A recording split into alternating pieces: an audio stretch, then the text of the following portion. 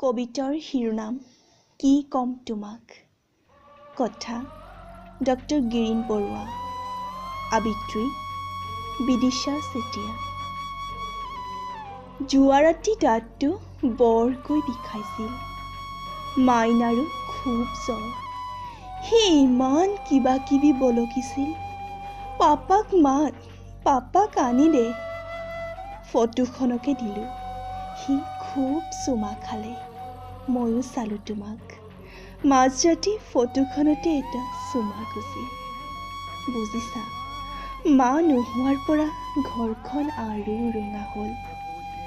তুমিতো নহা বহুদিনেই হ'ল। সাৱধানে থাকিবা এই দেশৰ মাটিত, য'ত স্বদেশীয়ে বিদেশীক বৰপীৰা পাৰি দিয়ে। আমাৰ অসম লগা অসমীয়াবোৰ একেই, সেই কাশ্মীৰীবোৰৰ দৰেই কিছুমান। বুকুৰ তিনি ৰং লৈ যুঁজি যুঁজি চাগে ভাগৰিছা। চাৰ্জিকেল ষ্ট্ৰাইকত যে গৈছিলা, প্ৰমাণ দিলানে? ময়ে দিম কোনোবাই সুধিলে, সৈনিকৰ পত্নীৰ বুকুৰ ঘাঁবোৰ দেখুৱাই। আমিহে জানো তিৰংগা বুকুত লৈ কেনেকৈ পাৰ কৰোঁ দিন ৰাতি। বুলেটত বন্দী এটা জীৱন, এটা সেন্দুৰীয়া ফুল। হেলমেটটো পিন্ধি থাকিবা। পৰিব পাৰে স্বদেশীৰ শিলৰ আঘাত, আমাৰহে হ'ব সংসাৰত ব্যাঘাত। কেতিয়াবা যদি হয় অসমত চাকৰি, ইয়াতো দৰকাৰ হ'ব পাৰে সেই চিৰ সেউজ হেলমেটটো। সৈনিকৰ পত্নী মই, ইয়াতো পাইছোঁ লাহে লাহে কাশ্মীৰ গোন্ধ। এইবাৰ ছুটীত আহোঁতে এটা কাশ্মীৰী সেন্দুৰ লৈ আহিবাচোন।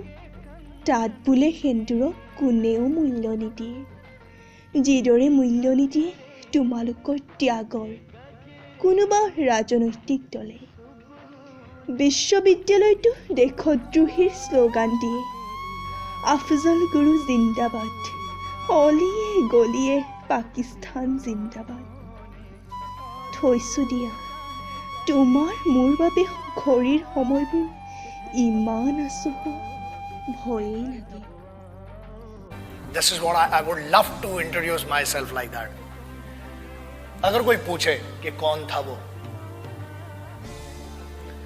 जब कोई पूछे मेरे बारे में तो मेरी ये पहचान लिख देना, उठाना मेरा कमांडो डैगर और छाती पे हिंदुस्तान लिख देना। कोई पूछे पागल था वो कौन, तो भगत सिंह और क्रांतिकारियों का चेला और इंकलाब का गुलाम लिख देना। और बचा हो जो जिस्म में लहू मेरे, निकालना उसे फेंकना जमीन पे और मां तुझे सलाम लिख देना। यही परिचय था, है और रहेगा।